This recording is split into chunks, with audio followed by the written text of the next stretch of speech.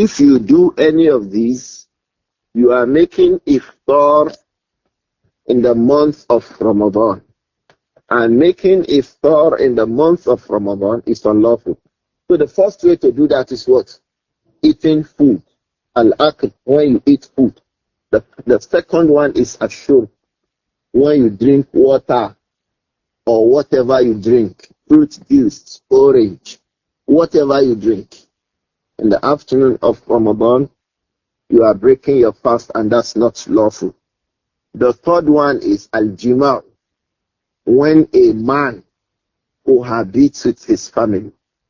In all of these, deliberately, it is iftar Ramadan and it is not lawful. So those are the mufattirat. There are others.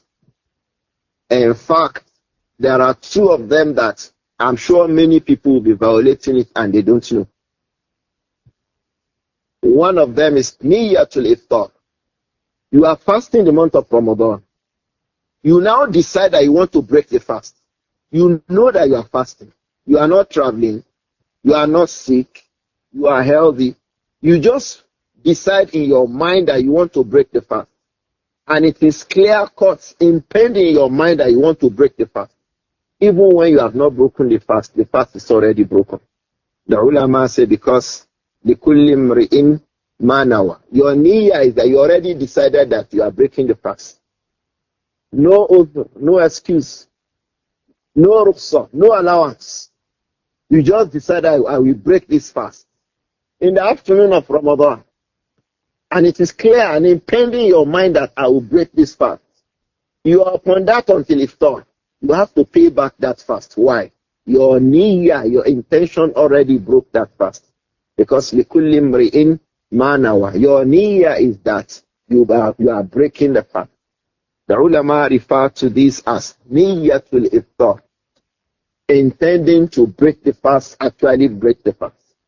When you intend to break the fast, you break your fast. It is preponderant in your mind. I will break this fast. Then your fast becomes broken. Because that is your intention. May Allah protect us from that. The fifth one, or the second one that I said, each time we mention it, I'm sure that we are going to be surprised about it, is deliberately vomiting. Al-istiqa'u. Al-istiqa'u. The Prophet said, alayhi salatu wasalam, man istaqa'a amdan fal yaqdi. Man istaqa'a amdan. He makes al-qay'u istaqa'a. He vomits amdan deliberately. How do you do that? People put their hands into their tongue, below the tongue, and then they agitate the vomit. So whoever agitates vomit, and then he vomits, he has broken the fast. These two things people don't pay attention to. These are from mufattirat or muftirat to or mufattirat, as you like to call them. So muftirat, those things that with which if you do, you break your fast. Deliberately eating food, or deliberately drinking water, or deliberately having sexual intercourse, ta'ammudul qay, deliberately vomiting and agitating vomit. Then niyyatul iftar, deliberately intending to break the fast. There is, let me mention this one. If I mention it, I might have mentioned all the muftirat. Al-istimna, deliberately agitating that the male sex fluid comes out of you, or female as the case may be. Deliberately agitating yourself until the male sex fluid emerges from the individual. This kind of, all these things break the fast. If you do all these in the month of Ramadan, then you are committing kabira min al-kabair. This is what Al-Imam al-Zahabi rahimahullah refers to iftaru Ramadan bila uzrin wala rukhsatin. Iftaru Ramadan bila uzrin wala rukhsatin.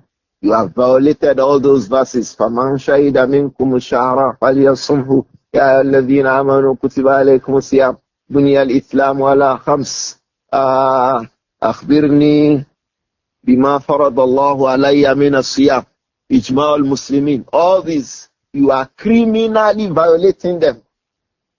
When you break your fast without uzur, no any sort of an excuse, wala rukhsah, no allowance from the Sharia. Sharia does not allow you.